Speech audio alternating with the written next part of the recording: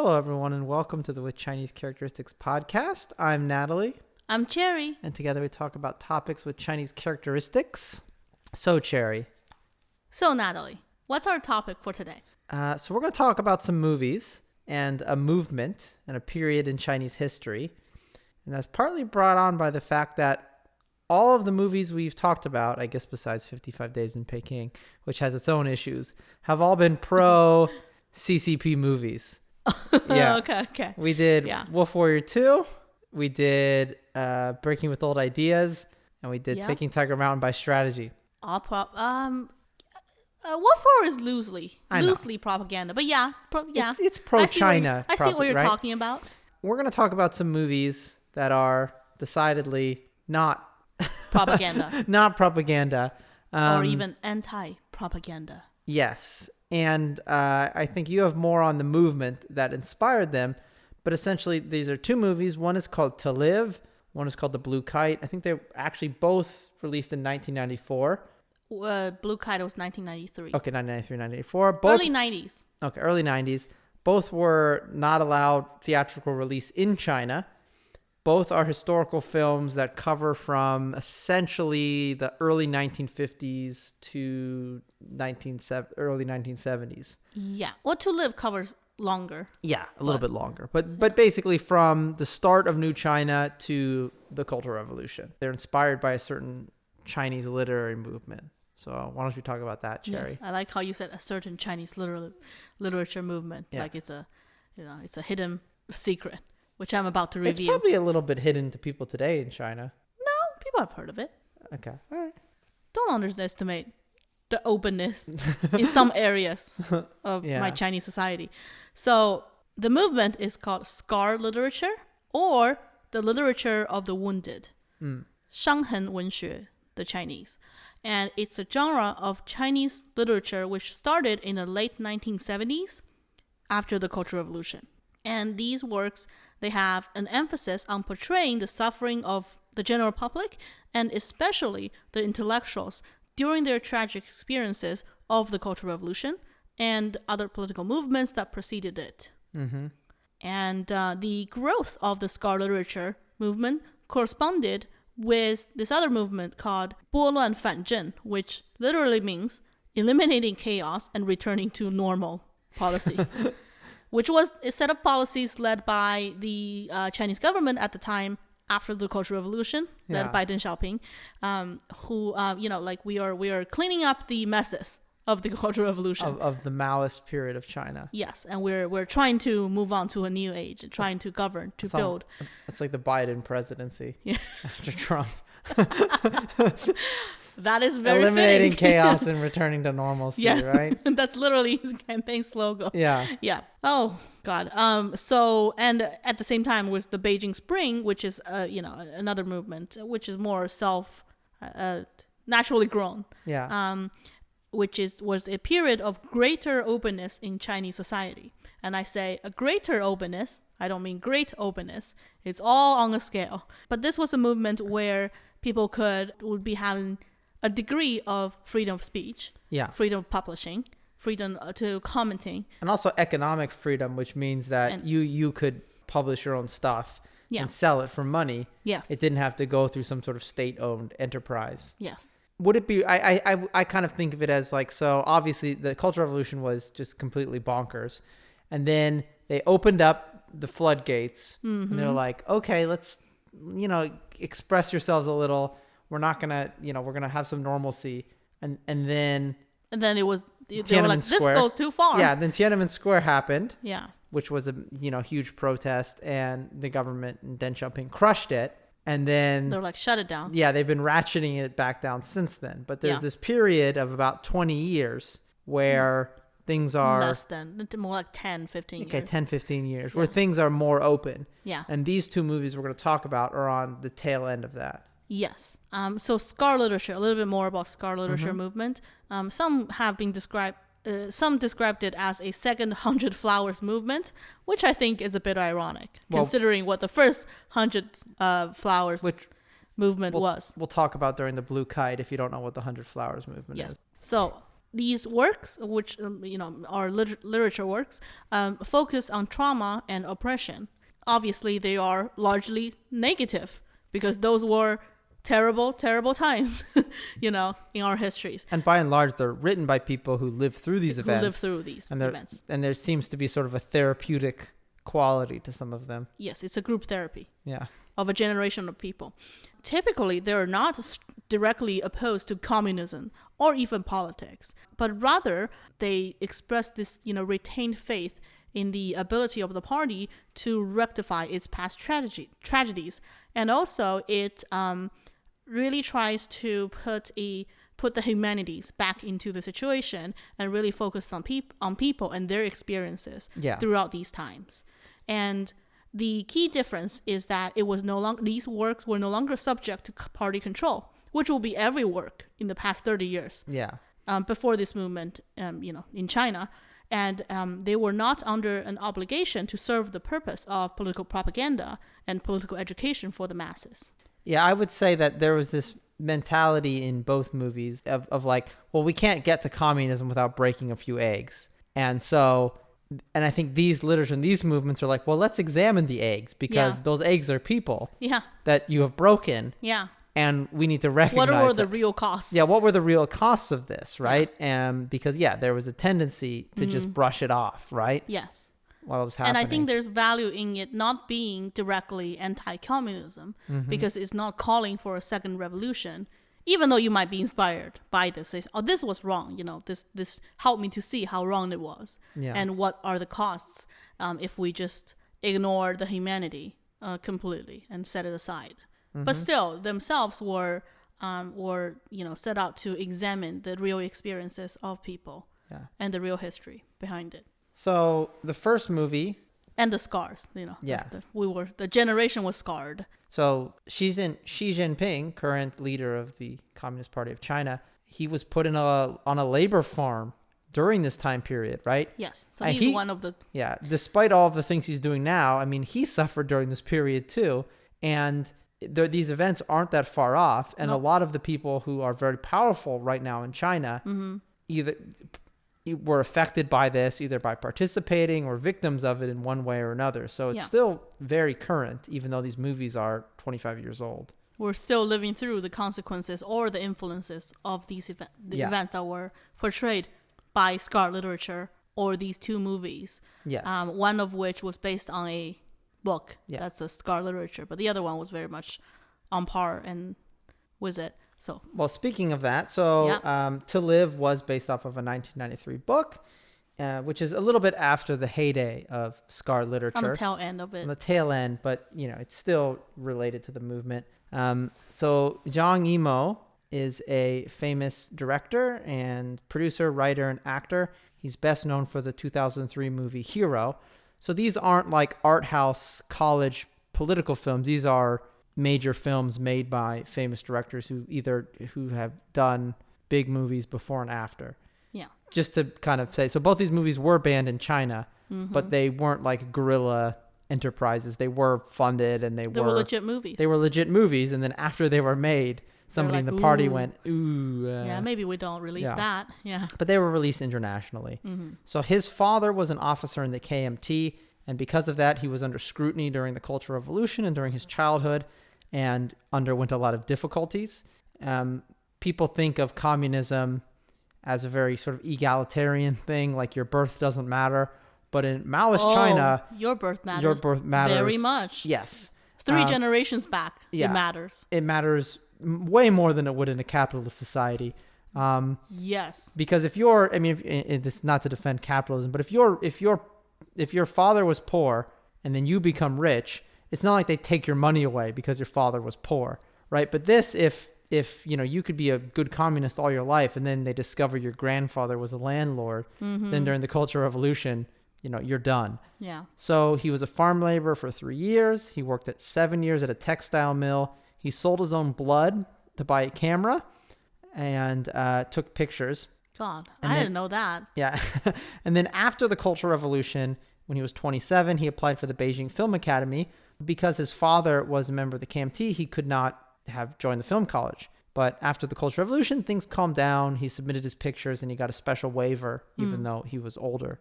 He made several other popular movies, and then he made To Live in 1994.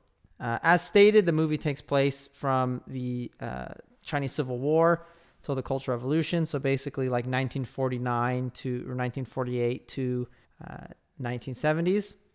The primary focus is on this guy, Fugui, who is the son of a landlord. He starts off, he loses all his money, gambling. He loses his ancestral home. His grandfather has a heart attack when he finds out, or his father has a heart attack when he finds out. His wife and child leaves him. But over the movie, he kind of, I guess, realizes the importance of family. He realizes what's important in life. He becomes a wholesome man. He becomes a wholesome man. And the story is sort of almost like a Chinese Forrest Gump, where he sort of struggles through the problems of each age and, tries to surmount it. His life history is a history of China during those 40 years or so. Yeah. Yeah, of these events. That is very Forrest Gump. Yeah. Didn't think of that way. So he loses everything. The guy who basically tricks him into gambling his house away gives him this crate of shadow puppets, which he would sing songs for and kind of do the shadow puppets during the gambling for fun. Yeah. But now he has nothing else. He's gambled away his whole family riches. So he is traveling around doing shadow puppets. He becomes working class. He becomes working class. He becomes Lao Bai Shi. Yeah. Common man. Yeah. He ends up doing shadow puppets for the KMT when he gets conscripted. He's not really like a soldier. He's more like a laborer. Yeah. And he's like pushing cannons around and things. And then he gets captured by the communists. And he does shadow puppets for the communists too. To cheer them up. Yeah, to cheer them up. Battles. Yeah. And then eventually he returns home with a little certificate saying he fought in the revolution, and kind of picks up a job with his wife, delivering hot water to the neighborhood. Yes. And obviously drinking hot water is a well-known thing in traditional Chinese medicine. But at this period in time, part of it was also just hygiene, because in rural areas, in towns, the water is not, it's not safe to drink. It's not healthy. You have to boil it first. You have to boil it. So there would be central areas where they would boil the water and then deliver it to people to drink. So that's what they did. They're going around delivering hot water. He seems to understand implicitly that he needs to stay under the radar, because his background is that he is the son of a landlord. Yeah. And that that makes him a target, not a good political class. And the guy who took over his house that he lost gambling gets shot as a capitalist, as a landlord. So he realizes in the street essentially, right? Yeah. So he realizes, like, I just have to live the most humble life I possibly can. Yeah. And, never even be noticed, because otherwise people might, and everybody in the town, would know his background, right? Yeah. But he kind of just keeps his head down, and it never seems to come up. Other people weren't evil. But, yes. He's like, I have to survive, so I better keep my head down, do what I can. Yes. One thing that this movie does is it presents the problems of the times and communism almost as like a force of nature, or like the weather. Yeah. It doesn't have any malice. There's no real villains. It just happens. Happens. Almost everybody we meet is a good person. Yeah. And so, like, for example, the reason given why they shot the guy who took over his house is because he wouldn't give up the house. Yeah, they wanted like half the house for some sort of communist building, and he just burned the whole house down, supposedly. Yeah. So they shot him.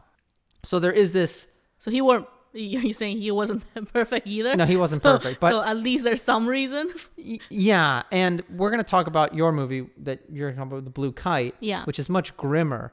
Yeah. But this movie, To Live, sort of almost has like a Disney-esque, sort of a Spielbergian quality of like the world isn't completely bad, and that if you kind of do the right thing, you can sort of make it through okay. You can navigate it as much as you could.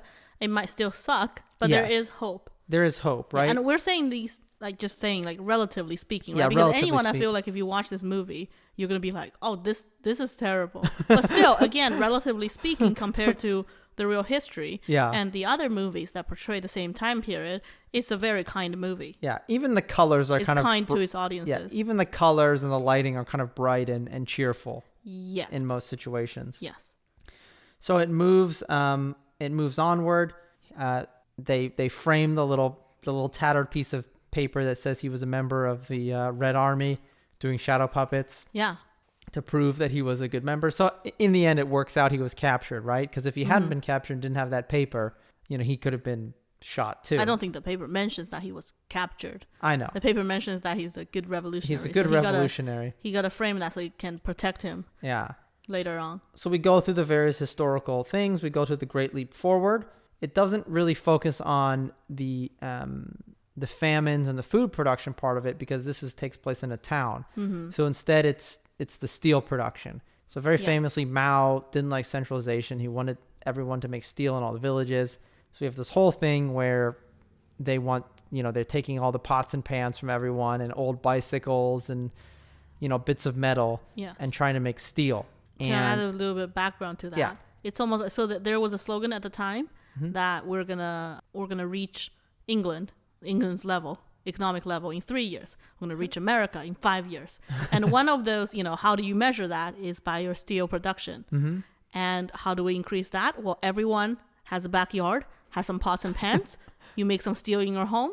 We make it a movement. We'll get there in no time. Well, that was the thinking. I mean, it's sort of funny though, because it reminds me of the sparrows, because there's this idea of like, okay, there's like 500 million people in China, or however many people there were at that time. And it's like, if everybody kills 2 sparrows and there's 1 billion sparrows in China, no more problem, sparrows, which right? they did do that. Yes. Sparrows were, the East Asian sparrows almost went distinct. Yeah. Or if it's steel. If they're like, well, if we have this many people and everybody makes a pound of steel, and we have 400 million people, that's 400 million pounds of steel. That's how communism works, Natalie. Yes. and so there's this just very like basic math of like, oh yeah, we can do this, right? Yeah. One person can make a pound of steel. That's easy. Yes. Well, sometimes it did work because sparrows, if the whole country is killing sparrows every single day. Yeah. It takes like 2 years, before they go. But steel production, that's a whole different thing. Well, you do it once and now everybody's out of pots and pans. And now like where's so what do you do? Yeah, where's the new steel? Well, not to mention to make actual steel, you need a whole setup. You need factories, you need high temperature and also control. There's controls and science involved if you actually want the steel to be good and you can useful. just melt whatever metal you have and call them steel, which is what which is what we did. Well, we had to do. So Fugui, once again, so they want him to burn his puppets because they have little metal pieces in them for the steel. But instead, he does puppet shows for the people at the steel mill because you've got to feed the coal in there and blow the air in. So, everybody's working real hard. Yeah. He found an alternative to destroying his... Yes. His art. Yeah, and I think the puppets, in a way, sort of represent... This is me going almost like the soul of like Chinese culture or something. Like there's like a lot of importance are given to these puppets, and they're important to Fugui, and also they bring joy to communists all throughout the first half of the movie, right? To the soldiers, to the factory workers. They have a use for the revolution. Well, it is a very wholesome form of art, of like folk art. Yeah. Yeah, and it has a long history in China. I don't know if it's the soul, but I mean, I'm not saying it carries a certain cultural importance. In the movie, it sort of is. It's I don't know. It has a special significance. These puppets. Oh yeah. So then though, kind of tragedy strikes because his kid's up all night making steel as well, and then he makes his kid go to school the next morning. Child labor was encouraged because if his kid doesn't go to school. Now he's on some list of like, they must be capitalists. Why aren't they sending their kid to the school? Yeah, it's by the way, it's not a school just for a regular class. It was for like a presentation or like something. A presentation for like a revolutionary meeting. Yes. That the kids gotta go to. So the kid better go. So they force him to go to school, and the kid falls asleep somewhere he's not supposed to sleep, or falls asleep somewhere under a brick wall. Yeah, and the brick wall gets run over by a car, and then he dies. So his son is now dead. Yeah. The guy who kills him is the regional chief who Fugui knew during the war. He didn't realize the guy was a regional chief. Yeah. And the regional chief is sorry. He tries to give them money. He tries to give him a better job, but he rejects it because he seems to realize what's coming for China. And he's like, no, I just got to keep my head down. I don't want anything. Well, almost like, but it's also like his wife really hates the guy because he killed their son. And exactly. There's a detail here where they rushed. Obviously, the car hit the brick wall, so everyone rushed the party secretary to the hospital. No one even cared to check to see the kid under the wall. So the other implication is like certain lives matter more at this time period than the others. Yeah, and that they're not all equal. No. Time moves on now to the Cultural Revolution. The village chief is like, you got to burn the puppets now, Fukui. Like, this is the real deal. Yeah, this is the real deal. Those red guards figure out you got puppets in your house. Yeah. They start asking questions. You're dead. Yeah. So he burns the puppets, even though there's no value anymore. Now he's just... It's not even for some fake steel production. Yeah, right? Yeah. And that's really the thing. And I feel like there's kind of a message there. It's like, there's all these buildings, all these old things in China that could be used for communism, right? If you have an old building, an old temple, right? You could put... people could use it, right? It's a structure. It has value as a physical object. Are you saying that communism at this time in China was wasteful? No, I would never say that, Cherry. Right? But like, you can, there was a sort of the recognition of like, this is a physical item. It has value, for entertainment, as a structure, for culture, whatever. Yeah. But then the Cultural Revolution started, and now we're like, we have to destroy the four olds, which are old ideas, old culture, old customs, and old habits. Yeah. So now it's like, well, it doesn't matter that that's a perfectly good building. No. That used to be a temple. It's not about efficiency or practicality. No. Yeah. It's... Right? Or like, oh, that pot that you're using, that clay pot that you're using to store rice in. Yeah. Oh, well, it has some fancy Chinese characters on it. It doesn't matter that you're using it as a utilitarian tool. Yeah. It has to be destroyed. Not to mention China wasn't a rich country. Yes. Back then. And it's, we could use the resources. Yes, right? But, so, never mind. It's sort of a metaphor for just this pointless destruction of things for no value. Yeah. Well, they don't think it's no value. Yeah. The people who are destroying it, the destroyers think it's high value. Yeah. Yeah. Anyways. So the local Red Guards visit his house while he's not there, and he is freaking out at first, but then he realizes that the leader of the Red Guards, this guy named Urshi, likes his daughter, and they're like being cutesy and they're painting Mao pictures together. Yeah. Now, and she's mute, so she can't talk because she had a fever. And he has a limp, which was suffered in the factory. So it wasn't like hereditary limp. So yes, they're like, okay, our kid's going to be okay. It's okay that he has a But limp. also it's honorable that he got injured working in a factory for communism. So it's almost like a war wound. Yes. He almost won a Purple Heart or something. Yeah. Yeah. So this is going to be when you hear about the Red Guards and the Blue Kite, which I think are closer to the historical. Mm-hmm. These are very, by the way, these are the most wholesome these are like Red Boy Guards Scout, ever seen in any movies depiction. or books. Yeah, these are like Boy Scout Red Guards. Yeah. They come to the house, they help fix his roof, they put up paintings. They clean. They do Mao pictures everywhere. Yeah. They're just nice, wholesome young men. Also, can I say they went there because he likes the girl? Yeah. It doesn't seem very communism to me. No.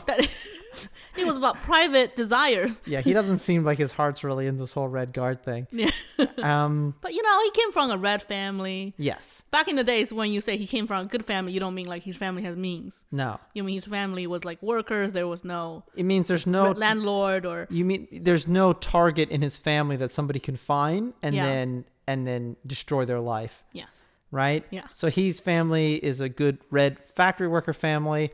And then they're like, oh no, we're a good family too. Here's this the post the certificate we fought in the war. Yes. So they marry their daughter off to the Red Guard guy. Yeah. They have a very cute little wedding with all these little Mao stuff. They take a picture of them, which is very ritzy for the time period, right? Mm-hmm. Special occasion. It's all very cute. And this is, again, like, there's no real villains in this movie, aside from maybe a couple people who we'll talk about in a second. Mm-hmm. But, these are nice Red Guard. The district chief, who killed their son, gives them a gift, which they don't want until they find out it's a giant picture of Mao. So then they have to take it. Yeah. It's a very aggressive gift, right? You cannot receive. Yeah. You cannot refuse a picture of Mao. Yeah. If it was anything else, they could have said, no, I don't want it. You killed our son. Yeah, you killed our son. Yeah. But it's like, oh, it's a giant picture of Mao. Oh, we'll treasure it. We'll put up. You have to put it up like on the wall somewhere very obvious. You can't hide it. Yeah. And you will have it remind you of your child's death forever. And also, they already have a bunch of pictures of Mao in their house. They have so many pictures. So they got to put it up next to the other. The whole wall is covered. They got to put it up next to the other pictures of Mao. Yeah. So it's really painful that they had to accept that, but it's almost like the whole movie had a comical like lens over it. Yes. Yeah. There is some sort of comedic moments in times of like great tragedy. Yeah. Especially when Fugui and his wife Feng Shui, I think is his wife's name, or doesn't matter. It doesn't matter. Well, that's very feminist of you, Cherry. Doesn't matter what his wife. Okay, well, can you cut that out? Keep that. No. Yeah. So. No, I was just like, you wanted to keep this under 1 hour. Okay. If you're gonna keep that, you're gonna keep it. No. Can you cut it out, please? I was being sarcastic. Yeah. No, we know you're being sarcastic. But beyond them, everybody else gets their life destroyed by the Cultural Revolution as it gets worse and worse. Well, their life was destroyed too. I know, but the village chief, who it's not really clear what he's guilty of, but he gets taken out. The district chief who killed their son, his wife commits suicide because they're being targeted for something. He tries to give all his money to Fugui, but Fugui says no. Yeah, because we can't accept that. Yeah. At this point, I feel like his wife was not so mad at the district chief anymore. Yeah. But there was a real sympathy of, oh God, no, even him. Yeah. Like got into trouble during the Cultural Revolution, but he's a high up party official. Yeah. How could this be? Almost there was a shock. Well, again, we'll talk about the Blue Kite, but it's almost like the larger you are at this moment, the harder you fall, right? Yeah. But then their daughter, Feng Shui, who's mute, is pregnant. And they're worried because she's not going to be able to communicate to the doctor what she's feeling. Not to mention there are no doctors. Yes, because all the doctors have been locked up, and the medical kind of students, which are like, they look like 16-year-olds, 15, are delivering the babies. Yeah. But fortunately, their son-in-law has connections because he's the leader of the local Red Guards. Yeah. Even though, he's supposed to be just as a fervent communist as everybody else, most fervent because he's little Red Guard. He's like, okay, yeah, I'll get a doctor out of the prison. We need a doctor. We need a real doctor. We need a doctor. That we have locked up. Yeah. So they get a doctor out of the prison and the prison was a animal den where they keep the cows, literally. Yeah, and they're like starving them, right? Yeah, they were starving them. Which, again, this is not like some sort of exaggeration, right? That's exactly what they, Yeah, so they get the doctor, and they have to make some excuse, like they're bringing him there to see how the world has moved on, and they don't need his old capitalist medicine anymore. Yeah, that was the excuse he had to come up. Yeah. They're like, we're going to take you here and show you how a good communist people can make a baby with no bad doctors. Yeah, but then they whisper to him. Yeah. But really, like, please help us. I'm really worried about my wife. Yeah. But the thing is, he's so hungry, he's like passing out. Mm-hmm. So they bring him a bunch of like steamed buns, and he eats them, and then he starts choking. So they give him a bunch of water. Yeah. And then he's so hungry that they all swells up in his stomach, and he basically like passes out and like dies. Mm. It's a real dark, comical, terrible, terrible moment. Yeah. Yeah. And then it's made even more dark by then their daughter has this sort of like hemorrhage while she's giving birth. And she was bleeding a ton. She's bleeding, and she can't even say anything while it's happening. Mm-hmm. The Red Guards doctors, they don't know what to do. They start panicking as well. Yeah. And their daughter dies. Yeah. And then it skips to the end where it's the two grandparents, the Urshi, the factory, the son-in-law, and their grandson, who they named Manto after the steamed buns that the doctor ate too many of and died. Again, a bit of a dark moment. Yeah. But they're visiting their daughter's grave. Mm-hmm.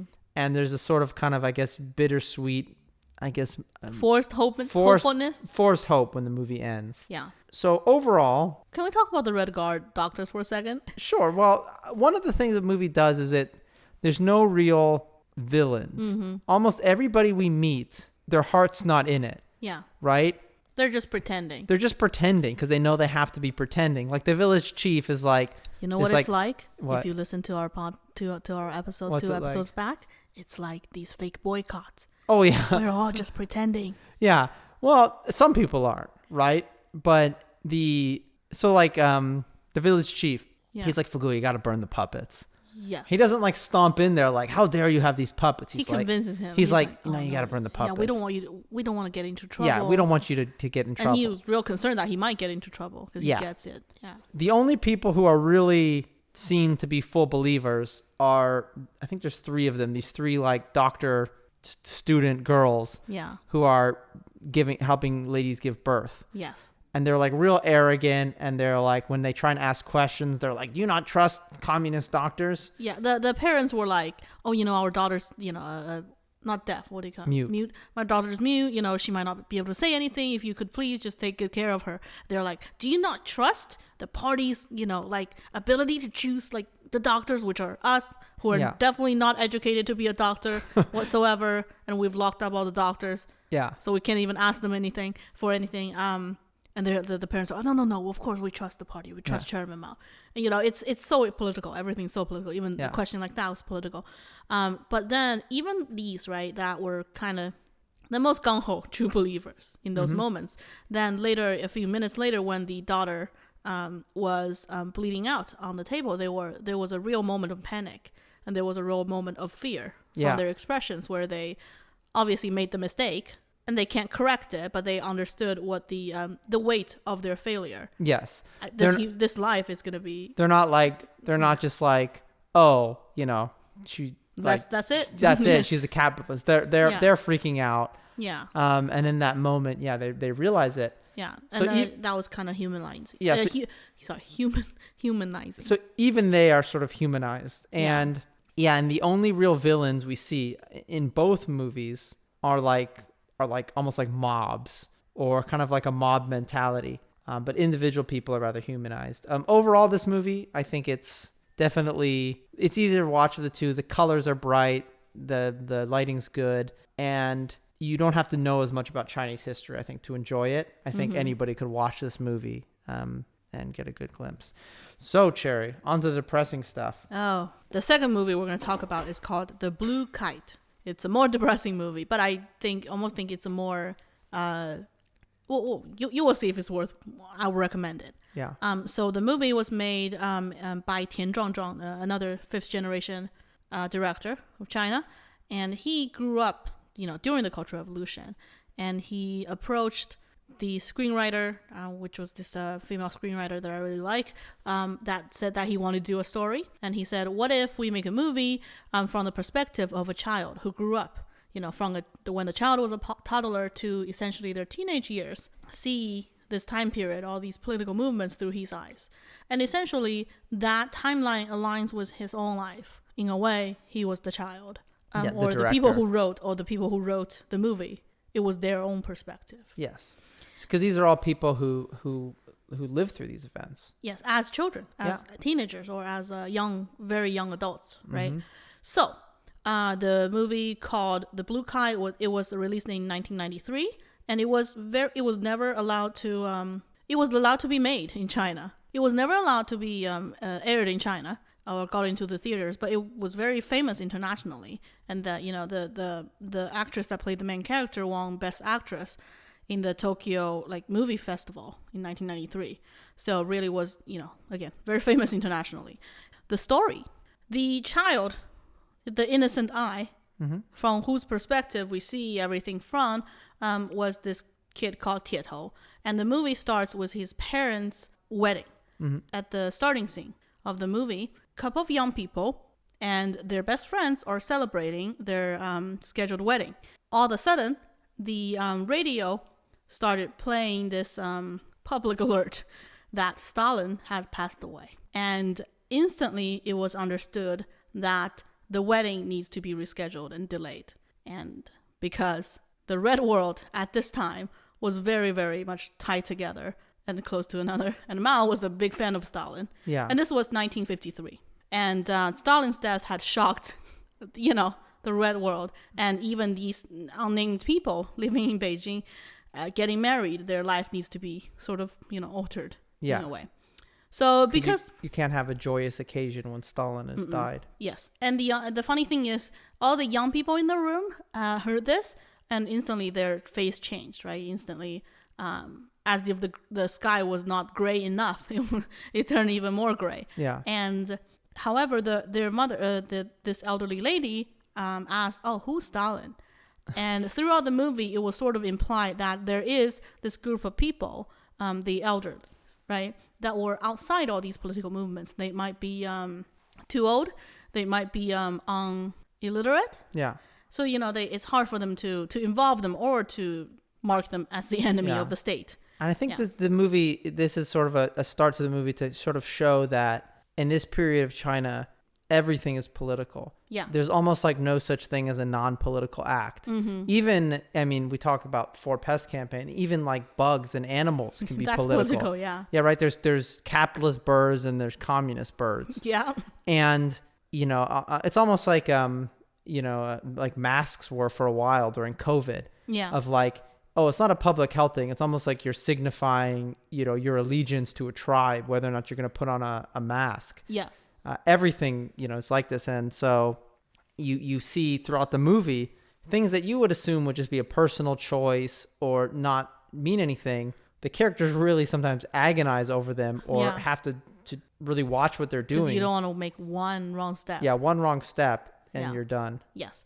So the elderlies, the grandmothers in this movie, in a way, I felt like provided a perspective of how life should be. Because they go, who's Stalin? Why are we doing this? I just want everyone to be happy and safe. Yeah.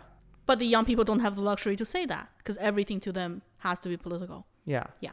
Anyhow, so because of Stalin's death, Tietou's death, and, his parents' wedding were delayed 10 days.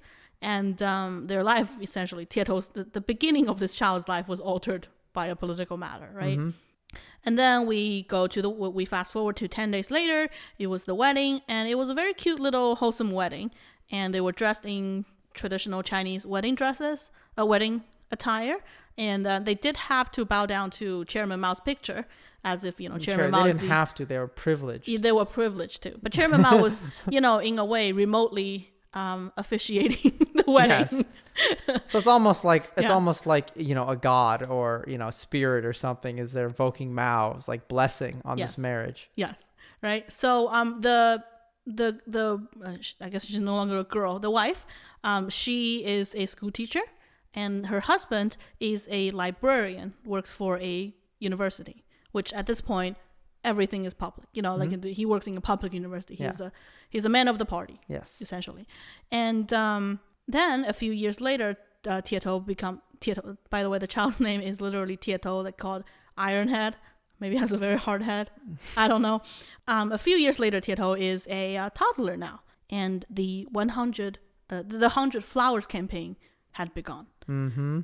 Which I think we mentioned earlier. 100 Flowers campaign was this campaign that New China was established in 1949, and the Communist Party was in power for a good few years.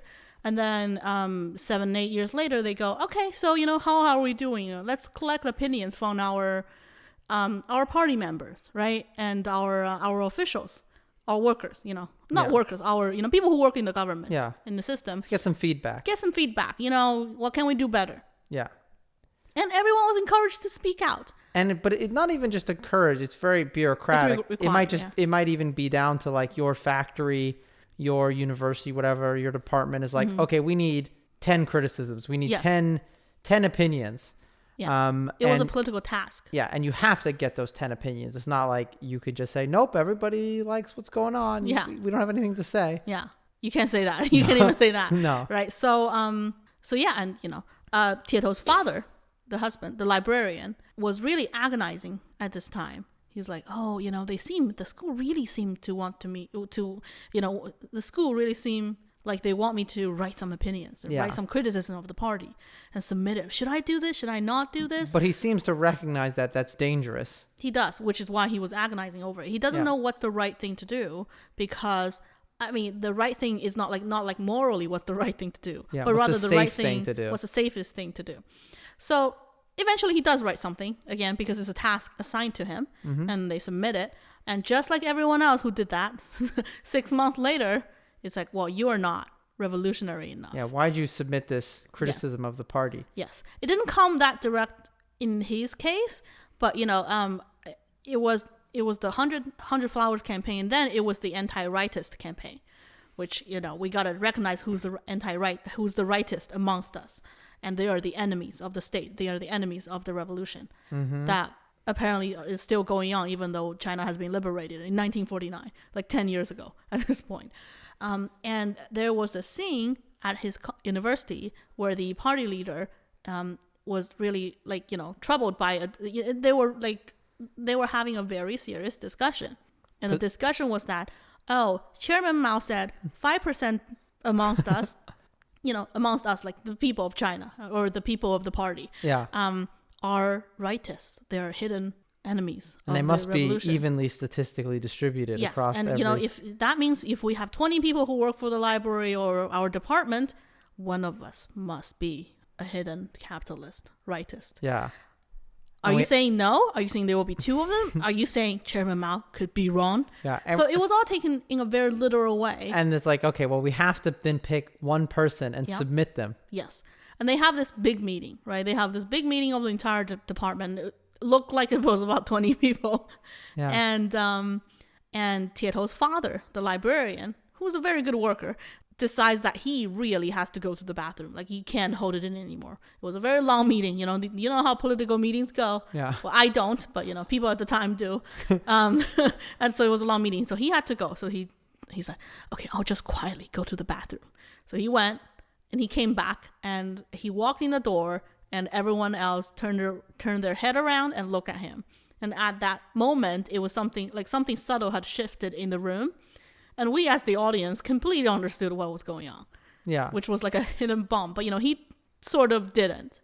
Or maybe he felt it. But the idea is that while he was gone, they either discussed or understood that he was going to be the other person. He was going to be the one who gets the blame, who gets to be the one rightist amongst 20 of them. Yes. You know?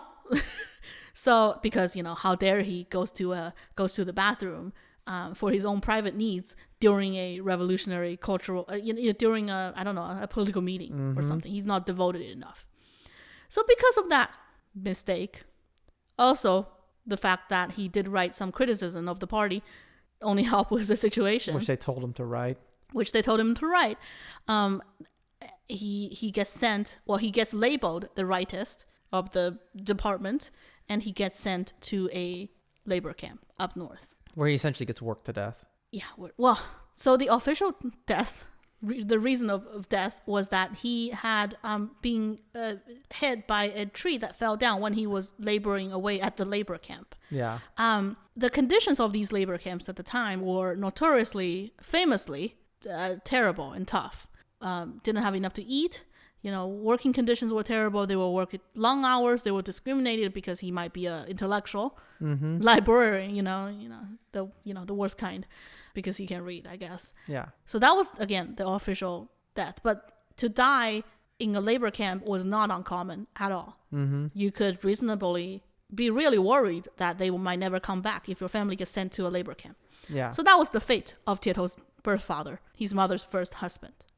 So after he died, the librarian's good friend, who also works at the same university, felt really bad because he was asked to collect documents of the criticism when Tietou's father was labeled a rightist. I mean, basically, he was at the meeting. He was part of the process. Yeah, he was part of. So he felt really bad. Like, he was like, "Oh no, Tietou lost his father, and she lost her husband because of me." Even though he was also just doing a thing that he was asked to do, and he had to do it. And it's not just that. It's not just like they lost them in like an emotional sense. As an economic unit. Yeah. You know, they lost that income. They lost that security. Yeah. So, but also, you know, they lost their father. Yeah. The loved one. Okay. It's still a loved person. So he felt really bad. So he really tried his best to take care of them. He will bring them food. He will give them his salary. You know, he will come and do housework all the time. So Tietou's mother then marries him as her second husband. And throughout this time, you know, we see this is a very tight-knit family. It's a big family.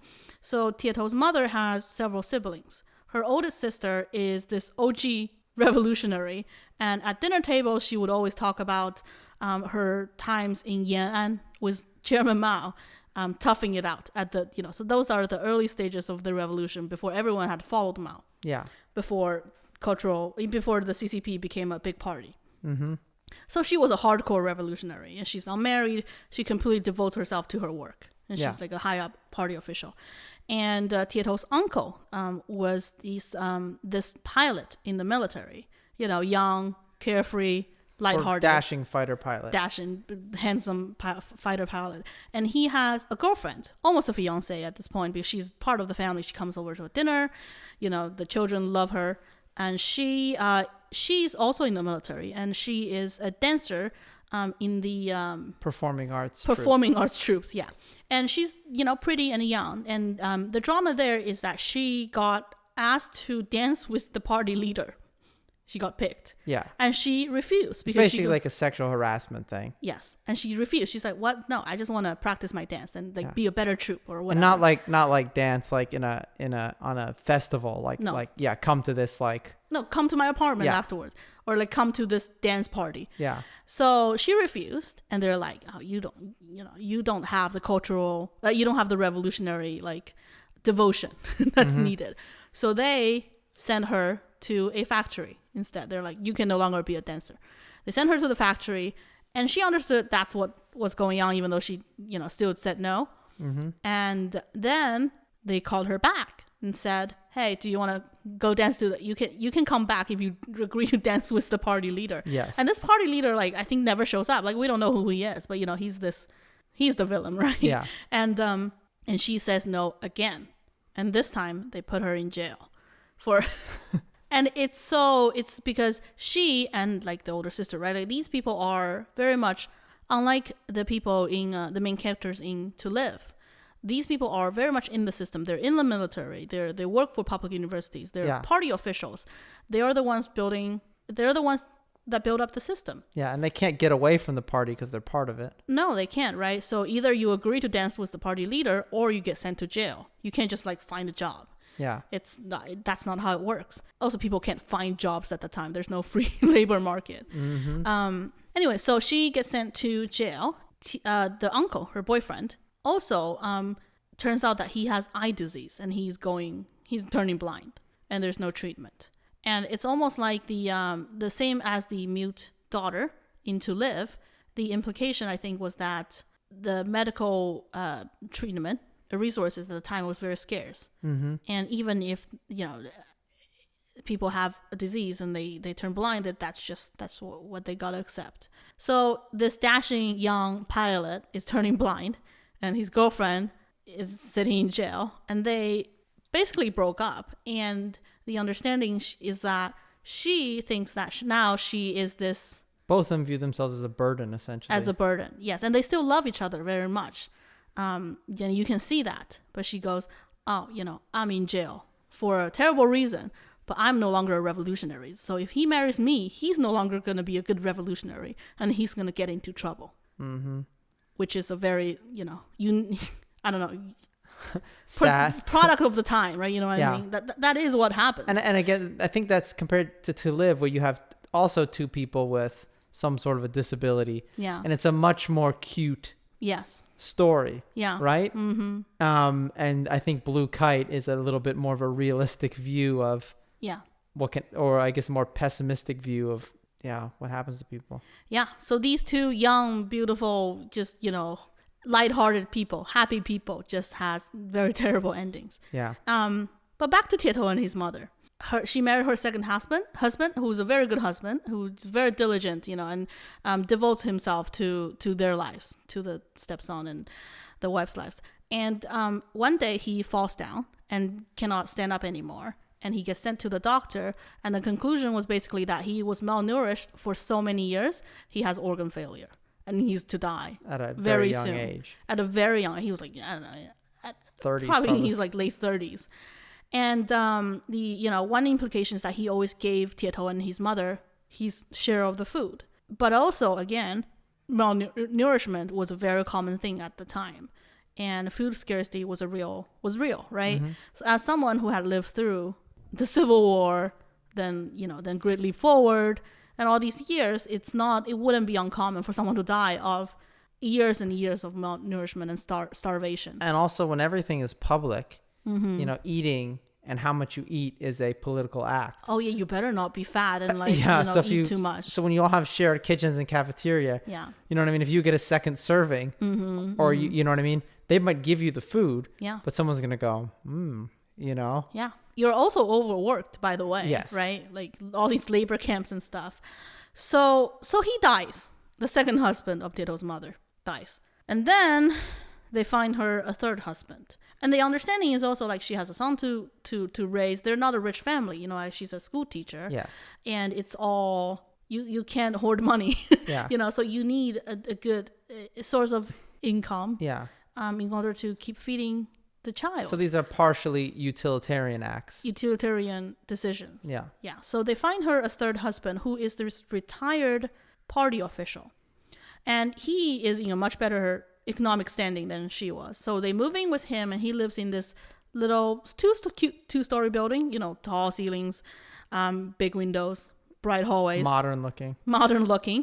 And he, it's very interesting here because I think the director was a man, right? And the screenwriter was a woman for this movie. But scenes here had a very feminist, like almost ahead of its time in China view, because Tieto's mother moves in after she got married to him, and it's naturally she takes care of all the cleaning, all the cooking, all the housework, and and Tieto didn't like the third stepfather. You would be like, why do I need to get to know a third man in my very short amount of years?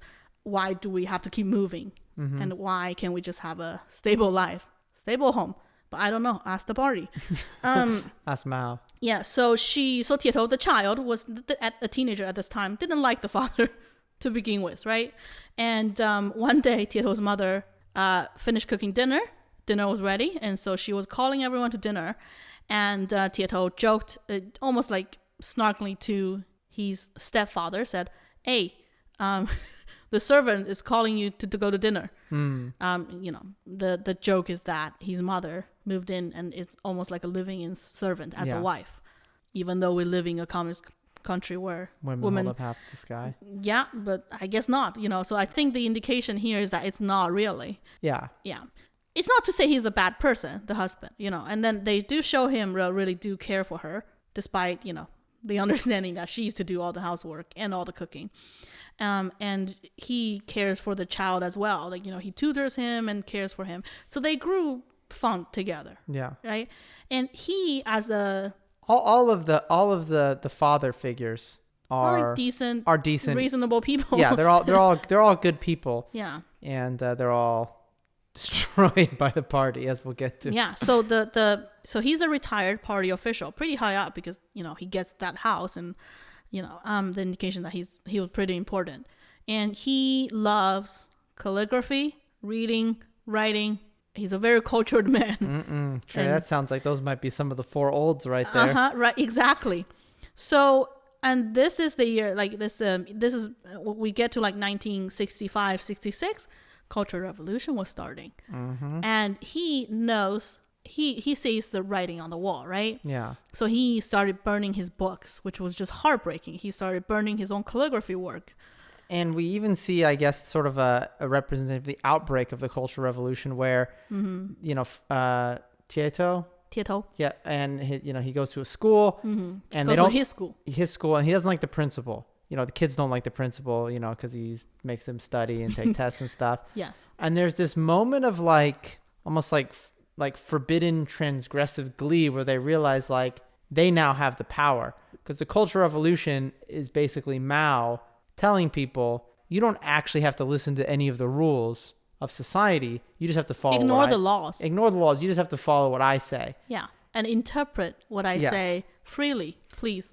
And so basically all the kids suddenly realize they have power over this man, that they can do stuff to him and no one's going to stop them. No one can stop them. Yeah. So they all 200, 300 school kids, they're all I don't know. Angry teenagers. Yeah, young teenagers, drag out the principal, throw stuff at him. I think they put him on a stage and like put a board on him. They throw rocks at him. They spit on him. They yell at him. They break the windows of the school. Yeah. And he goes home and tells his mother, who's a school teacher, like feeling proud. Like he struck a blow for the revolution by humiliating and beating up their principal. Yeah. And, she slaps him. Yeah. Which this is the only real act of anger we see of his mom. She's very kind to him. She has never raised her voice to him or at anyone. All. She hasn't or raised anyone at all. She's a very gentle person, gentle-mannered person. Yeah. So this was very telling. And that he seems to, and he didn't understand at the beginning. Yeah, but he seems to understand from her reaction. Well, later it sort of puts it into perspective. Like, for us too. Yeah, the audience, like, that's a person, right? That's The principal is a person. Yes. And I think her strengths obviously is throughout the movie, right? 3 husbands, all these terrible years. She carried on to raise the child, right? And then she diligently, take care of her mother and all that. And her 3rd husband knows what's coming to him, sits down with her and asks her to divorce him. He's like, you gotta, you're gonna be dragged down with me. And she goes, no, I'm not gonna divorce you. You gave us a good home. Like, you did a good thing for us. I think he tries to give her money too, and it's like, he's just like, get out of here. Yeah, but she's, for their own good. He was trying to, but she doesn't even have to be the best person in the world. She's just just a human being, who didn't hold that mob mentality, who didn't partake, who said no. And then, what's to come was what's coming. That's about his name gets put on a big poster. He's on the list now. He's the target. And one day the revolutionaries, the Red Guards, came through their home, break in, and drag him to a struggle session. And Tieto's mother, rushes home from school or something, and she argues with the Red Guards, trying to reason with them. She goes, oh, he's really old, he has heart problems, he has all these house problems, can you just talk to him here? He knows he's wrong, all this. And the Red Guards are like, no, get away, you're like interfering with the revolution. And Tieto comes back, and seeing his mother getting dragged around, seeing his stepfather that he grew fond of, finally, and he gets really angry too, and he goes and get into a physical fight with the Red Guards. And Tieto is a young teenager at this point. The Red Guards are like 18, 19-year-olds. Tieto is like, I don't know, like 14 or 13 or whatever. So they beat him up pretty bad. And the movie ends with Tieto's second stepfather, his mother's 3rd husband, dies as a result of the struggle session and of the physical torture, right? And his mother being branded, having avoided this label this whole time, being branded anti-revolutionary. And the movie ends with Tieto's perspective, the teary eyes, seeing his mother being dragged off. And the worst thing at this point is that you realize, as the movie ends, all these terrible things has happened to all these people. Oh, sorry. The older sister, who's a hardcore revolutionary, it gets into trouble too. And we don't see her being dragged around, but it's it's talked about on dinner tables that she is the target of the struggle sessions. She's getting tortured and re-educated every day as well by the youngsters. So there's a lot of sympathy and portrayal of the true believers of the system, who still gets the worst of it.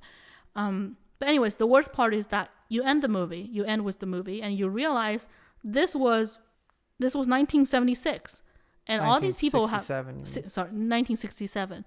Everyone had suffered so much already, and the Cultural Revolution was barely starting. And there was 9 more years of Cultural Revolution to go through. Until it ends with Mao died that year. So Mao died in 1976. So that's sorry, that was a bit morbid. That was the Blue Kite. So the difference between the Blue Kite and To Live, right, is that everyone in Blue Kite was very much part of the system, and there are more true believers. Right, and they live in the center of they live in the capital, Beijing, right, and you see their lives through Tieto, the child's eyes, and there's there's a real progression. And I almost think that the point of the movie is that it ended at the start of the revolution because it's a reflection of how did we get there. Yeah. Because it didn't get there overnight. In 1949, even though we've been liberated, China's a new China, the system didn't just change overnight. And you need all these political campaigns. Step by step was the politics taking over people's lives. Mm-hmm. A little bit more every year, until it all comes to a head, what we call it, what do you call it? A complete revolution. A permanent revolution. A permanent revolution, which was what the Cultural Revolution was intended. Yeah. Was intended to be. Yeah. So this movie was really how did we get here? Yeah. I mean, the Cultural Revolution is literally supposed to be each new generation reads Mao's words and interprets it in their own way. It's like the Bible. And stages a revolution on previous generations. Yes. And the first 30 years of the New China was a history of movements, a history of non-stop political movements. Mm-hmm. And this movie, even though it's only like 15 years in span, but it shows you that. Yeah, that it's just kind of relentless. You can't get away from the politics, right? No. It's all consuming. Yeah. And I think it's almost like horror movies. So Alfred Hitchcock said famously about terror and a scary tension in a movie that if you have people talking and a bomb goes off and kills everybody, that's not scary. You're startled for a second and then you're like, okay, the bomb went off. But if you see people sitting around a table and you're shown as the audience that there's a bomb under the table. Oh, but the people in the movie don't know. No, don't know. Yeah. So now you're like, oh God, like, do they realize what's about to happen? Like you want to warn them. Yeah. And that's what parts of these movies feel like because you know what's coming, right? Yes. You know the political movements that coming. You know what's going to happen. Like, when he writes his criticism during the 100 Flowers. Yeah, you're like screaming, don't do it. Yeah, don't do it. You know what I mean? Don't go to the bathroom, right? Don't go.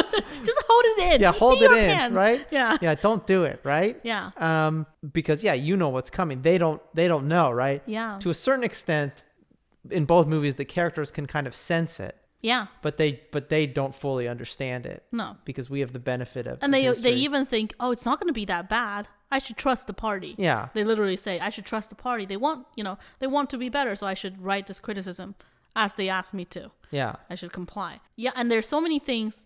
The bomb, right? Like the problem is it's not just one bomb under the dinner table. Yes. There's so many tiny ones that not. I mean, they're not tiny, but there's so many bombs that could one step wrong. Yeah. You get sent to the labor camp. Yeah, it's like they're walking across a field and there's landmines there, but they don't. Everywhere. They don't know. They don't know, and they're gonna step on one. Yeah. And then you're just waiting for see which one what's coming for on. them. Yeah. It's terrible.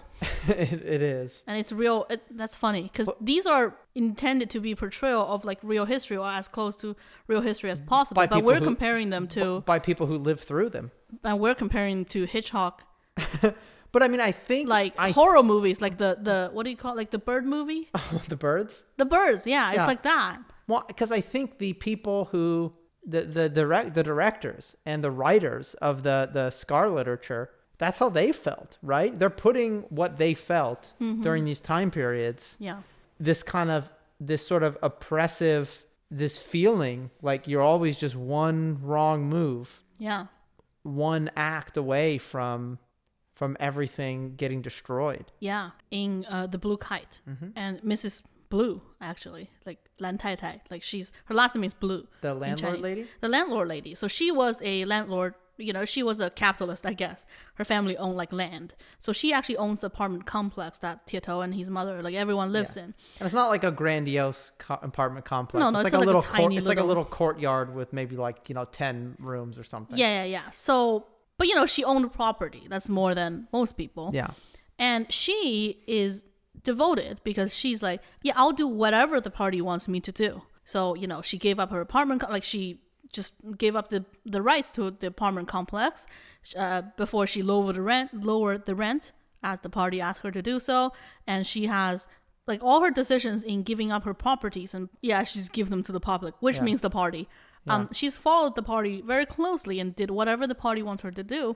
But the problem is the party changes its mind. Yeah. So, you know what I mean? So what she was doing right yesterday is wrong today. Mm-hmm. And she's not the decision maker. She doesn't know where the wind will blow tomorrow. Yeah. And it changes so often.